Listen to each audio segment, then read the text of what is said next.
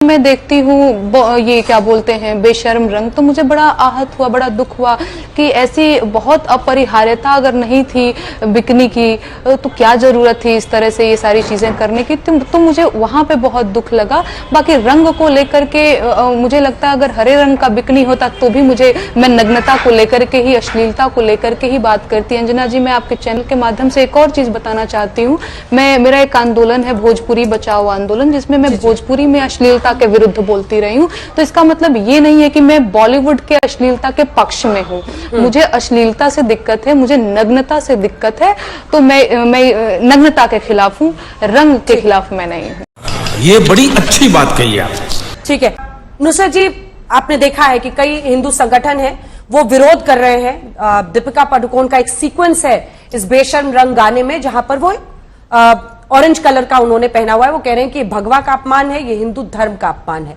क्या आप इस व्यू से इत्तेफाक रखती हैं? वो सेंसर बोर्ड से गाने को और फिल्म को ही बैन की मांग कर रहे हैं, इस पर आपकी राय? नमस्कार। पहली बात तो अगर आप बैनिंग की बात करते हैं तो हम ऐसे देश में आज सांस ले रहे हैं जहाँ पे सांस लेना भी दिक्कत वाली बात हो गई है। हमें ये कहा जाता है कि हम क्या खाएंगे, हम स्कूल में क्या पढ़ेंगे और हम टीवी पे क्या देखेंगे। अरे भाई समझ के बोल रहा हूँ यार, बुरा लगता है भाई, आप लोग भी जानते हो यार। So everything is directed in this country right now and the country is not being able to evolve in any way, ना ही उसका mindset।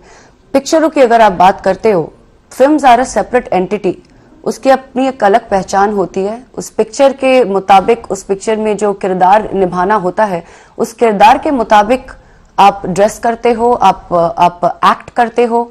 आप शायद रियल लाइफ में वैसे नहीं हो, but you do it as per your films character. और ये सदियों से हो रहा है and every film in today's time is becoming a party to mere speculation. और इस स्पेकुलेशन को हम लोग और ज्यादा चढ़ावा दे रहे हैं और we are letting people commute hatred amongst the communities under the pretext of cinema and I think this should be condemned. Film की जो किस्मत होती है या आर्टिस्ट हिट होता है या ब्लॉकबस्टर होता है, ये जो भी होता है, ये कंप्लीटली व्यूअर्स का ओपिनियन है, ये उनके हाथ में छोड़ देना चाहिए। ये बड़ी अच्छी बात कही आप। इसे एक पॉलिटिकल रंग देके, एक पॉलिटिकल दर्जा देके, एक अलग एंगल देके इसको प्रोपगेट करना, कुछ गलत चीजों को इंडोर्स करना। और दूसरे साइड में अगर आप पिक्चरों की बात कर रहे हो तो यहाँ पे हमारी जो बीजेपी गवर्नमेंट है वो स्पिरिचुअल और रिलीजियस पिक्चर को, मूवीज को सिर्फ वही मूवीज को अप्रिशिएट करते हैं जो रिलीजियस हो या स्पिरिचुअल इन नेचर हो, या फिर जिस मूवी से स्पेकुलेशन क्रिएट कर पाए सिर्फ उसी को वो सपोर्ट करते हैं। समझ रहे हो आप? समझ रहे हो? बाकी और ज्यादा पिक्चर को वो सपोर्ट नहीं करते। अगर आप पद्मावत देख लो, अभी one of my colleagues has said beautifully कि दीपिका पद्मावत में कितनी सुंदर लग रही थी and she has a problem when it is coming to anything that goes against the cultural dressing up sense of a woman in India. But I think we live in the times where we all, as an artist, we perform different kinds of roles, and to do justice to the role, we have to take up certain decisions. और लोग एक section, one section of people will always like it और दूसरे section हमेशा निंदा करेंगे। तो ये हमारे ऊपर है कि हम ये पूरी चीज को ज्यादा बढ़ावा नहीं दें। और फिल्म्स की बैनिंग के बाद अगर आप आते हो तो हमारे पे हमें या गवर्नमेंट को या किसी को भी हक नहीं है कि फिल्म्स का किस्मत वो डिसाइड करे, क्योंकि फिल्म्स लोगों के लिए बनती है, फिल्म व्यूअर्स के लिए बनती है। अब व्यूअर्स को डिसाइड करने दें। कोई गवर्नमेंट या आप और मैं ये डिसाइड नहीं कर सकते कि फिल्म्स पे बैन लगाना चाहिए या नहीं लगाना चाहिए।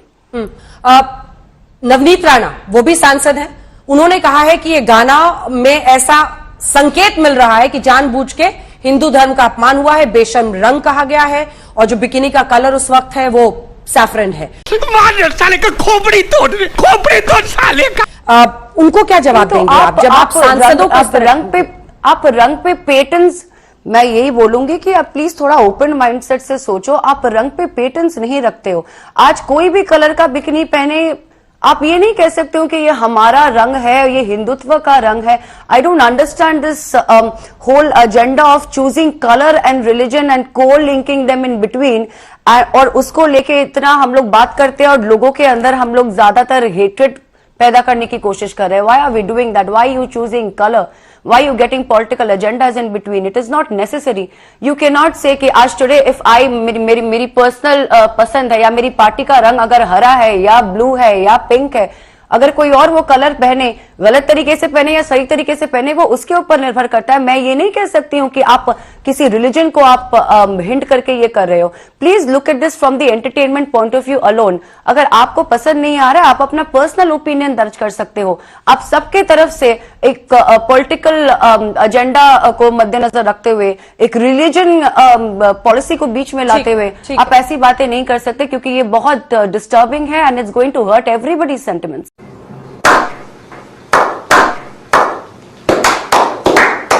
ठीक है, आपने ये कहा कि फिल्म को जनता पर छोड़ देनी चाहिए। यही विवेक कहां धरातल में चला जाता है जब द कश्मीर फाइल्स जैसी फिल्म आती है, क्योंकि तब हमने देखा था कि हर पार्टी ये कहने लगी कि ये तो सरकारी फिल्म है, ये तो बीजेपी की फिल्म है, और फिल्म का ऐसा विरोध होने लगा जैसे you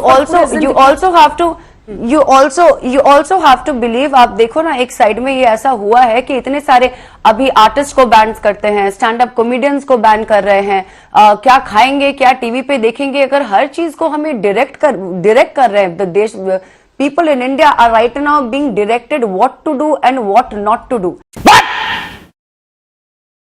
So we do not have any personal opinions or personal choices to make or voice our personal expression of speech. तो हर चीज जवाब समझी नहीं नुसरत कर दोगे तो यहाँ पे नुसरत जी, मैं आपका जवाब समझी नहीं। What I'm trying to tell you is Kashmir files में तमाम राजनीतिक पार्टी कूद पड़ी और कहा कि ये तो बीजेपी की फिल्म है। और अभी तो रुको, क्लाइमैक्स अभी बाकी है। तब क्या आप अभिव्यक्ति की आजादी के लिए सामने आई थी? बीजेपी की एक टेंडेंसी है कि वो जो रिलीजियस और स्पिरिचुअल फिल्म्स होते हैं, जैसे आपने अभी थोड़ी देर पहले कहा कि रिलीजन को लेके ये हिंदुत्व पे एक सवाल उठ गया है, ऑरेंज कलर को लेके सवाल उठ गया है। So everything is getting correlated into religious agenda. आप रिलीजन को बीच में लाते ही क्यों? पहली बात तो यहाँ पे अगर आप रिलीजन को बार बार ला रहे हो, फाइल्स को भी मिलना चाहिए था ना नुसरत जी? नहीं, पर कश्मीर फाइल्स के वक्त में भी यही हुआ था, and people had raised this question because you are only supporting the religious and spiritual films and you're only appreciating that, you are not supporting the other art forms also। और जो दूसरी पिक्चरें बन रही है आप उनको भी सपोर्ट करो। You see the last film that they have had a controversy with was लाल सिंह चड्ढा।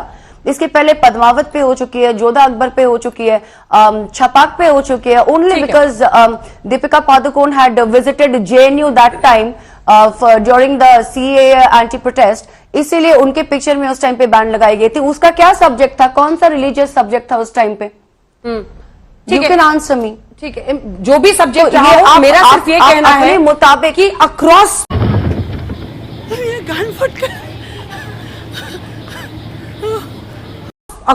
अपने मुताबिक नहीं, हर फिल्म को जनता पर छोड़ना चाहिए। किसी भी फिल्म का विरोध करना, फिर किसी के फिल्म के समर्थन में आना, ये बताता है कि हमारे दौरे हैं, क्योंकि लोगों का रोजगार जुड़ा होता है। अच्छा, हमको सिखा रिया है। मजा आया, और मैं ये जो मजा है हिंदुस्तान के हर व्यक्ति को देना चाहता हूं।